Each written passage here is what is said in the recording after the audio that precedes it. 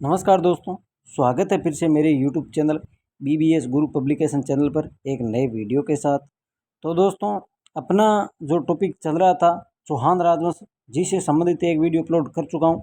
वो वीडियो आपको कैसा लगा है कमेंट करके ज़रूर बताना। और आज ये अपना दूसरा वीडियो है, पार्ट 2 इसका ये है आज। और बहुत ही शानदार इसमें हम रखेंगे मैटर को। तो आइए शुरुआत करते हैं। सबसे पहले देख लेते हैं कि पहले हमने क्या पढ़ा था, थोड़ा सा रिवीजन कर लेते हैं। इससे पहले मैंने आपको बताया था चौहान राजवंश से संबंधित इनकी शाखाएं, इनकी उत्पत्ति से संबंधित मत, इनकी जो चौहानों की उत्पत्ति है उससे संबंधित जो प्रमाणिक सोर्स थे वो भी बताए थे कि कौन कौन से ग्रंथ थे, किन के लिखे हुए थे। और उसके अलावा कुछ शासकों के बारे में मैंने बात की थी। जैसे सबसे पहले ये वासुदेव चौहान थे। वासुदेव चौहान के बाद अगले शासक बने थे सामंत राज। सामंत सिंह जो जिनका शासनकाल 817 ईस्वी था। उसके बाद जो राजा थे वो थे यानी शासक थे नरदेव। नरदेव के बाद जयराज। जयराज के बाद विग्रहराज प्रथम। उसके बाद चंद्रराज। उसके बाद गोपेंद्र। गोपेंद्र राज के बाद दुर्लभराज प्रथम, ये शासक बने थे। दुर्लभराज प्रथम के बाद बने थे गुहक प्रथम, यानी दुर्लभराज के बाद गुहक प्रथम। गुहक प्रथम के बाद नेक्स्ट राजा हुए थे गुहक द्वितीय। गुहक द्वितीय के बाद अगले शासक हुए थे चंदन राज। उसके बाद हुए थे वाघपति राज प्रथम। और वाघपति राज प्रथम के बाद कुछ बीच के शासक और आए थे, जैसे विंध्यराज, सिंहराज। एक चीज़ और बता देता हूँ दोस्तों, आपको पिछले वीडियो में रह गई थी। जैसे ये वाघपति राज प्रथम है, ये वाघपति राज प्रथम हो गए। तो इनके जो दो पुत्र, तीन पुत्र थे इनके। वाघपति राज के तीन पुत्र थे, उनके बारे में आपको बता देता हूँ। सिंहराज, सिंहराज हो गए। एक हो गए लक्ष्मण राज और लक्ष्मण सिंह या लक्ष्मण देव। एक थे विंध्यराज। हमने विंध्यराज और इनके बारे में देख लिया था। ये लक्ष्मण सिंह बीच में बच गया था। ये लक्ष्मण सिंह वही हैं जो नाडोल में चौहान वंश की नींव रखेंगे। यानी ये लक्ष्मण सिंह जो शासक है, जो वाघपति राज प्रथम के पुत्र है, जिन्होंने नाडोल में चौहान वंश की नींव रखी थी। तो ये नाडोल के जो चौहान वंश के शासक थे वो यही है। इनके पिता थे वाघपति राज प्रथम। ये बात पे आपको ध्यान में रखनी है। वाघपति राज प्रथम के बाद अगले शासक बने थे विग्रहराज द्वितीय, यानी विग्रहराज द्वितीय। विग्रहराज के बाद आए थे नेक्स्ट शासक गोविंद तृतीय। हमने यहाँ तक देखा था गोविंदराज तृतीय तक। इसके बाद गोविंदराज तृतीय, और गोविंदराज तृतीय के बाद ये आए थे उसके वीरराम, चामुंडराज, सिंहट, दुर्लभराज तृतीय, विग्रहराज तृतीय, पृथ्वीराज प्रथम और आदि चौहान शासक हुए थे। और पृथ्वीराज चौहान तक हमने बात कर ली थी। अब आगे हम बात करेंगे पृथ्वीराज चौहान के जो पुत्र थे अजयराज, काफ़ी महत्वपूर्ण शासक हैं, उनसे संबंधित कई बार क्वेश्चन आ चुके हैं। तो आज अपना रहेगा अजयराज। अजयराज, अजयराज के बाद अरणोराज, अरणोराज के बाद आए थे जगदेव। वो भी मैं आपको एक लिस्ट बता देता हूँ जहाँ से क्वेश्चन बार बार आते हैं कि चौहान शासक ये पहले शासक हुए, यहाँ से कम ही क्वेश्चन आते हैं क्रम के।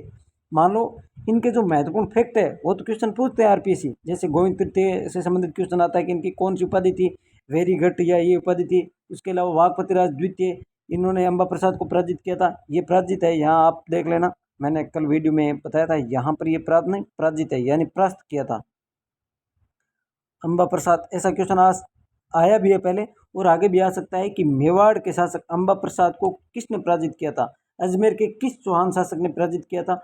तो अजमेर के चौहान शासक थे वाघपति राज द्वितीय, प्रथम नहीं द्वितीय। इसके अलावा ये क्वेश्चन तो कई बार आ चुका है कि 1105 ईस्वी में पुष्कर में 100 चालू के शासकों को किसने मारा था। तो वो मारा था किस अजमेर के किस चौहान शासक ने मारा था, वो थे पृथ्वीराज प्रथम। यहाँ से तो ये क्वेश्चन आते हैं, ये इनके जो फैक्ट है, इनकी विशेषता है वो पूछी जाती है। इनमें क्रम कम ही पूछते हैं कि पहले कौन से राजा थे, ये क्रम कम पूछते हैं।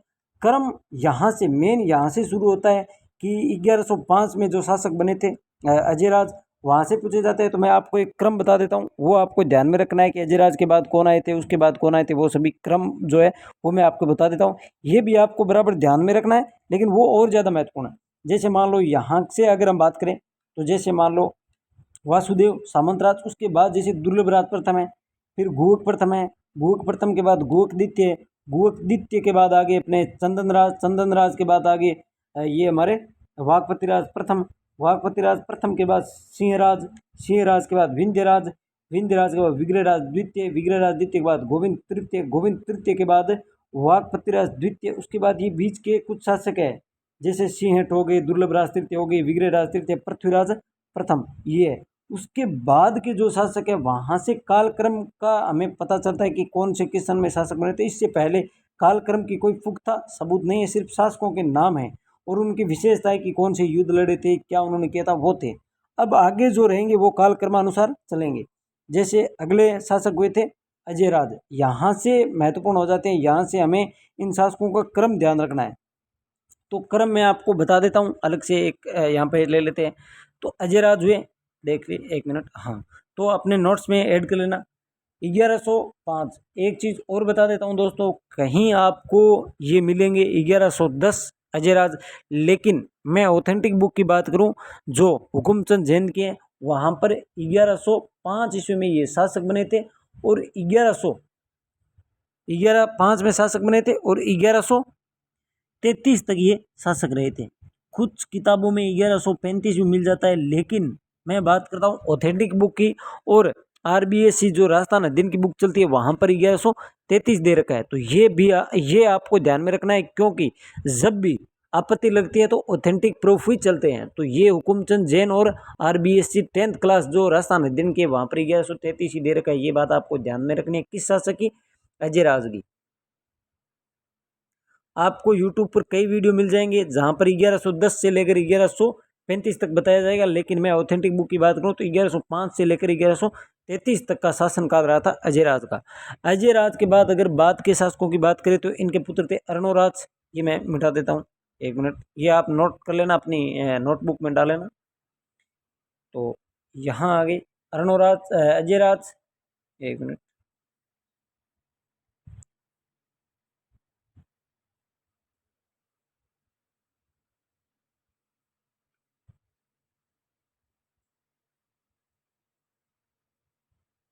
अजयराज, उसके बाद अगले शासक बने थे अर्णोराज।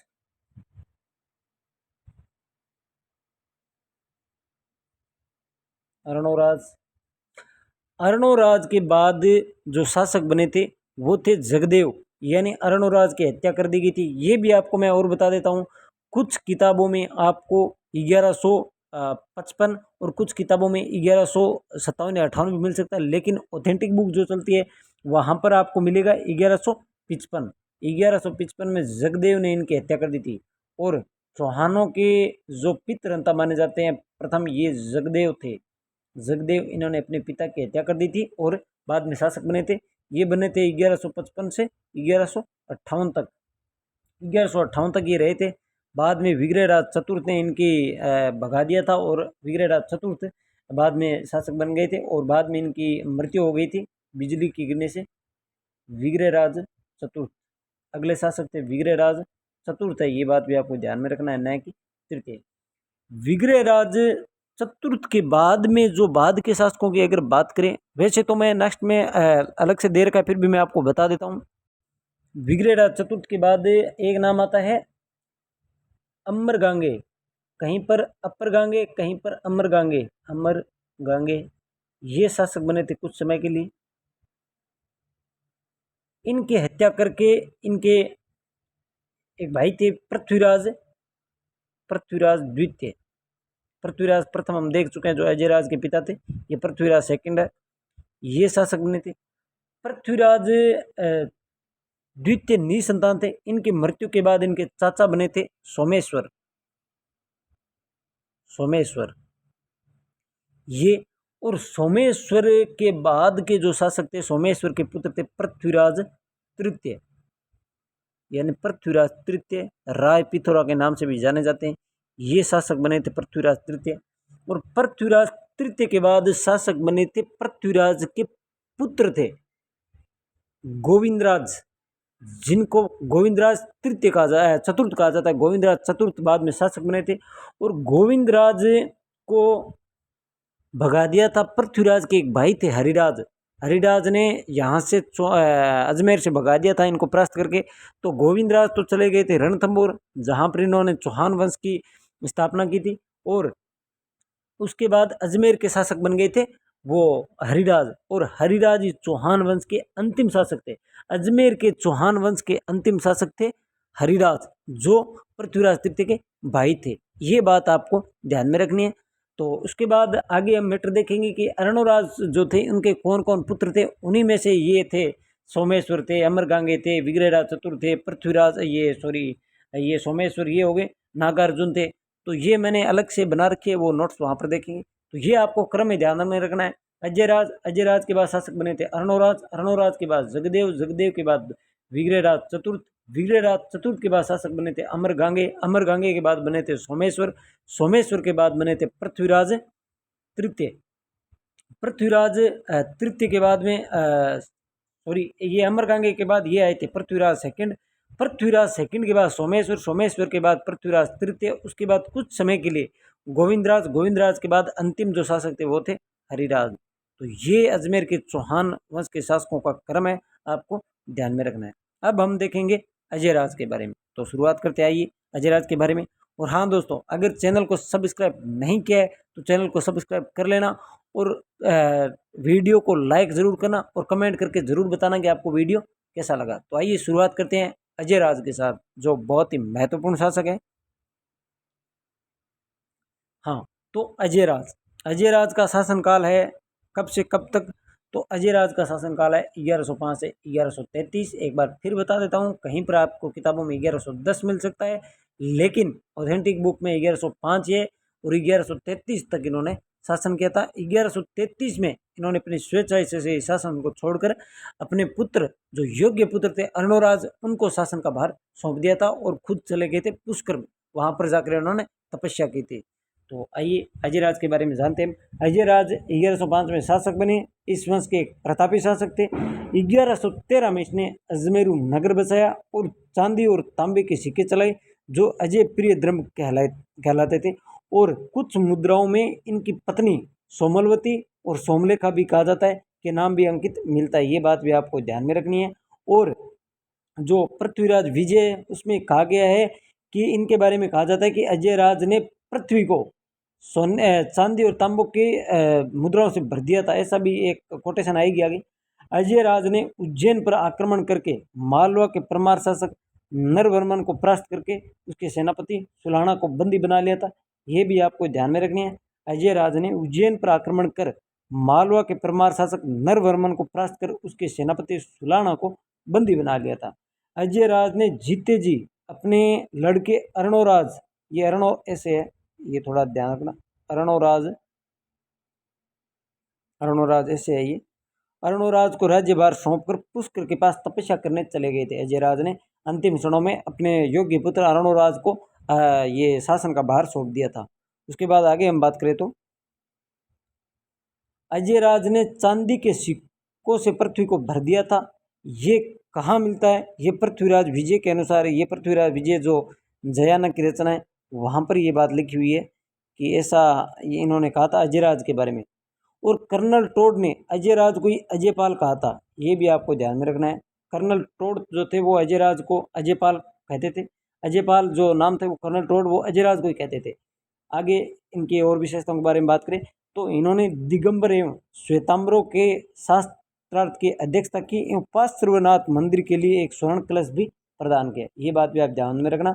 और गजनी के मुसलमानों को हराया था। ये बात भी आपको ध्यान में रखनी है।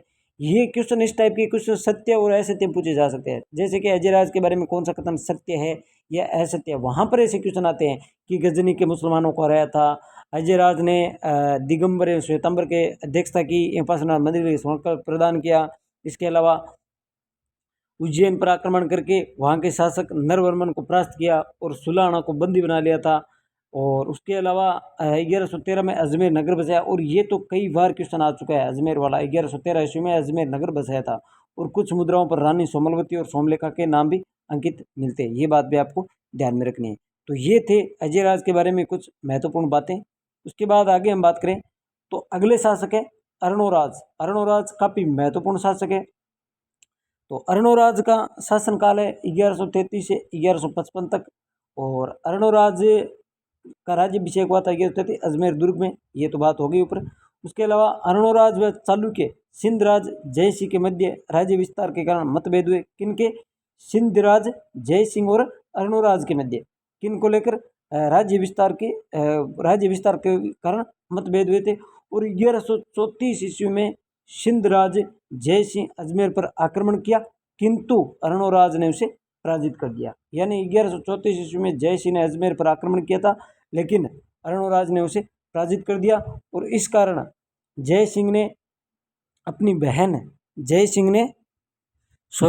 ने अपनी पुत्री कांचन देवी का विवाह अर्णोराज के साथ कर दिया। यानी ये यहाँ पराजित हुए और अपनी पुत्री यानी जय सिंह ने अपनी पुत्री, इनकी पुत्री थी कांचन देवी, ये बात अपने नोट्स में ऐड कर लेना, कांचन देवी का विवाह अर्णोराज के साथ कर दिया। ये बात भी आपको ध्यान में रखनी है। उसके बाद आगे हम बात करें तो तुर्कों को इन्होंने पराजित किया था, ये भी आपको ध्यान में रखना है। तुर्कों को पराजित किया था, वहाँ मुसलमानों को पराजित किया था, गजनी के मुसलमानों को पराजित किया था अजयराज ने, यहाँ तुर्कों को पराजित किया था अर्णोराज ने।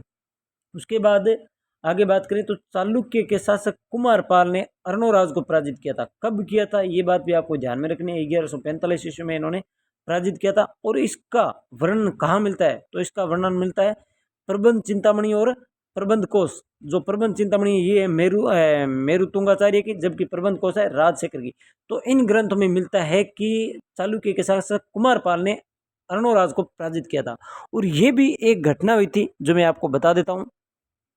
इस युद्ध का कारण बताया जा रहा है कि अर्णोराज की एक पत्नी थी देवल देवी, और अर्णोराज देवल देवी थी वो थी कुमारपाल की बहन। ये बात भी आपको ध्यान में रखनी है। यानी ये कुमारपाल है, इनकी एक बहन थी देवल देवी, जो कौन थी, जो थी अर्णोराज की पत्नी। एक तो कांचन देवी थी, वो तो थी जय सिंह की पुत्री यानी सिंध राज जय सिंह की पुत्री, और एक थी देवल देवी पत्नी जो थी कुमारपाल की। और ये देवल देवी और अर्णोराज एक बार चौपड़ खेल रहे थे, और चौपड़ खेलते खेलते ही उन्होंने हास्य विनोद में, जैसे चौपड़ खेल रहे थे मौज मस्ती कर रहे थे, तभी क्या हुआ कि ये दोनों एक दूसरे के वंश की निंदा करने लगे, जिसके कारण, यानी ये निंदा की तो अपनी बहन ने अपने भाई के आगे ये कुछ ऐसी बात रखी, तो जिसके कारण वो थोड़े गुस्से में आ गए और उन्होंने अर्णोराज पर आक्रमण कर दिया। आक्रमण करके इन्होंने क्या किया, अर्णोराज को पराजित कर दिया। पराजित होने के बाद अर्णोराज ने संधि कर ली और अपनी एक पुत्री थी, अर्णोराज की एक पुत्री थी जलहण, यानी जलहण, अपनी पुत्री का विवाह इन्होंने कुमारपाल के साथ कर दिया। यानी कुमारपाल की बहन थी देवल देवी जो कि अर्णोराज की पत्नी थी। इन दोनों के बीच में चौपड़ खेलते हुए हास्य विनोद के कारण निंदा की, जिसके कारण कुमारपाल ने अर्णोराज पर आक्रमण कर दिया। आक्रमण करने के बाद इन्होंने पराजित किया, तो अर्णोराज ने बाद में संधि करके अपनी बहन जलहण का विवाह किसके साथ कर दिया, कुमारपाल के साथ कर दिया, और ये युद्ध समाप्त हो गया। इस प्रकार ये घटना रही थी, ये आपको बात ध्यान में रखनी है। आगे हम बात करें तो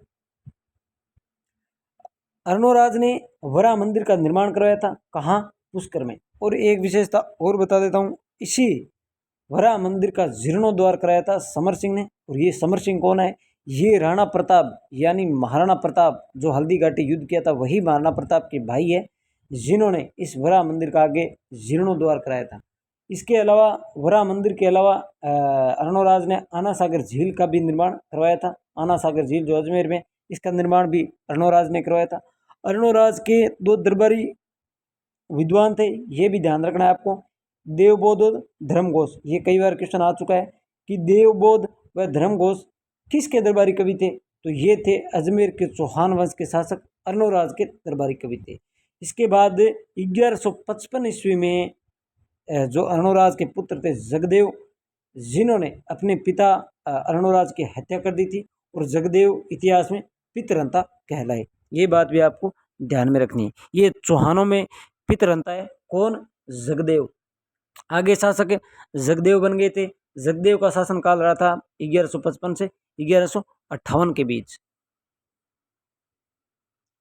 आगे चलकर वीरराज चतुर्थ ने अपने पिता के हत्यारे जो पितरंता जगदेव, इनको गद्दी से हटाकर 1155 में कुछ किताबों में 1153 में मिलेगा और कुछ किताबों में 1158 में, यानी 55 से 58 तक इनका शासनकाल रहा था। 1158 में अर्णोराज शासक बने थे, सॉरी विग्रहराज चतुर्थ शासक बने थे। और विग्रहराज चतुर्थ इतिहास में जो बिसल देव के नाम से भी जाने जाते हैं, जिनका काल चौहानों का स्वर्ण काल कहलाता है। और उसके बाद आगे हम बात करें तो हाँ, ये एक चार्ट है जो आपको ध्यान में रखना है ताकि आपको समझ आ जाए कि कौन सा शासक कैसे बना था। मैंने आपको एक लिस्ट बताई थी कि अजयराज के बाद आए थे अर्णोराज के बाद उनके पितरंता जो जगदेव बने थे, जगदेव के बाद आए थे ये अपने विग्रहराज चतुर्थ की मृत्यु होने के बाद कुछ समय के लिए आए थे अमरगांगे। ये भी आप ध्यान में रखेंगे कि अमरगांगे कौन थे, तो ये थे विग्रहराज चतुर्थ के पुत्र थे। ये विग्रहराज चतुर्थ के पुत्र थे। अमरगांगे को इन्होंने पराजित कर दिया था। किन्होंने? पृथ्वीराज द्वितीय ने अमरगांगे को पराजित किया। उसके बाद पृथ्वीराज द्वितीय शासक बने। पृथ्वीराज निसंतान थे। इनकी मृत्यु के बाद इनके शासक बने थे सोमेश्वर, जो इनके चाचा थे पृथ्वीराज द्वितीय के। उसके बाद सोमेश्वर के बाद शासक बने थे पृथ्वीराज तृतीय के बाद शासक बने थे गोविंदराज के बाद बने थे हरिराज। ये भी आपको ध्यान में रखनी है।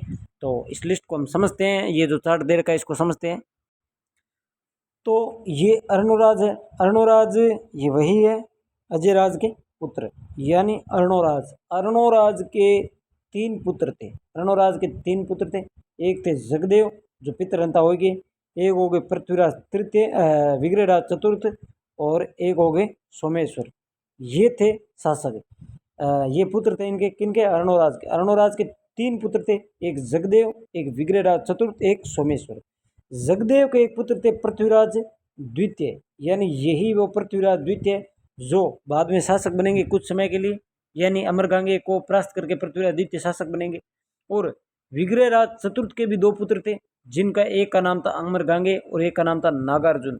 ये नागार्जुन वही है जो पृथ्वीराज तृतीय के साथ युद्ध लड़ेंगे, गुड़गांव का युद्ध 1178 में, जिसके एक सेनापति थे देवभट्ट, जिन्होंने शानदार युद्ध किया था। ये वही नागार्जुन है। ये नागार्जुन है, ये इनके मतलब ये पिताजी के जो सोमेश्वर थे, इनके भाई के पुत्र है, यानी ये भाई है लेकिन चाचा का भाई है ये नागार्जुन, जो पृथ्वीराज तृतीय से आगे जाके युद्ध लड़ेगा। और उसके बाद अगर हम बात करें सोमेश्वर, तो ये अर्णोराज के तृतीय पुत्र थे। इनके 2 पुत्र थे, एक थे पृथ्वीराज तृतीय और एक थे हरिराज। ये हरिराज वही है जो अजमेर चौहान वंश का अंतिम शासक है, ये हरिराज वही है। और पृथ्वीराज तृतीय हो गए, जिनको राय पिथौरा भी कहा जाता है, दल पोंगल भी कहा जाता है। और पृथ्वीराज तृतीय के एक पुत्र थे गोविंदराज तृतीय, जो रणथंभौर में चौहान वंश की नींव रखेंगे, ये वही गोविंदराज तृतीय है। तो ये एक चार्ट है जिसके माध्यम से हम देखेंगे कि अर्णोराज के बाद आगे पुत्र जो जगदेव है ये शासक बनते हैं। जगदेव के बाद अगले शासक बनते हैं ये विग्रहराज चतुर्थ, यानी कुछ समय बाद इनको हटा दिया जाता है। उनके बाद विग्रहराज चतुर्थ शासक बनते हैं। और विग्रहराज चतुर्थ इतिहास में चौहानों का स्वर्णकाल इन्हीं के काल को माना जाता है। जो अजमेर में चौहानों के स्वर्णकाल है वो विग्रहराज चतुर्थ का ही माना जाता है, जिन्होंने कई रचनाएं की हैं, कई नाटक भी लिखे हैं इन्होंने, कुछ वो निर्माण वास्तुकला आदि में इनका स्वर्ण युग माना जाता है। बहुत ही शानदार ये शासक रहे हैं। इनके बारे में हम नेक्स्ट वीडियो में पढ़ेंगे और विस्तार से पढ़ेंगे, कोई चीज़ पीछे न छूटे, इसलिए इनके बारे में विस्तार से पढ़ेंगे। उसके बाद अगले शासक रहेंगे पृथ्वीराज तृतीय। चौहान शासकों में सबसे शक्तिशाली जो शासक थे वो थे पृथ्वीराज तृतीय, जिसे राय पिथौरा भी कहा जाता है, और जो शब्द भेदी बाण भी जानते थे, जिन्होंने मोहम्मद गोरी को शब्द भेदी बाणों से भेद दिया था, वही पृथ्वीराज चौहान तृतीय है, जिसके बारे में हम नेक्स्ट वीडियो में देखेंगे। तो आज के वीडियो में दोस्तों इतना ही है। एक चीज़ और बता देता हूँ दोस्तों, जो ये पृथ्वीराज द्वितीय, इन्हीं पृथ्वीराज द्वितीय जो निसंतान थे, इन्हीं पृथ्वीराज द्वितीय ने एक मंदिर का निर्माण करवाया था, जिसका नाम था सुहेश्वर मंदिर। ये इन्होंने निर्माण करवाया था पृथ्वीराज द्वितीय ने, यानी सेकंड ने ये मंदिर का निर्माण करवाया था। तो आज के वीडियो में दोस्तों इतना ही। वीडियो कैसा लगा कमेंट करके ज़रूर बताना। अगले वीडियो में हम देखेंगे पृथ्वीराज तृतीय और विग्रहराज चतुर्थ के बारे में, और बहुत ही शानदार तरीके से और ऑथेंटिक बुकों से जितना भी मैटर होगा सभी डालेंगे उसमें, वो तो देखेंगे अगले वीडियो में। आज के वीडियो में इतना ही, मिलते हैं नेक्स्ट वीडियो में, तब तक के लिए धन्यवाद दोस्तों।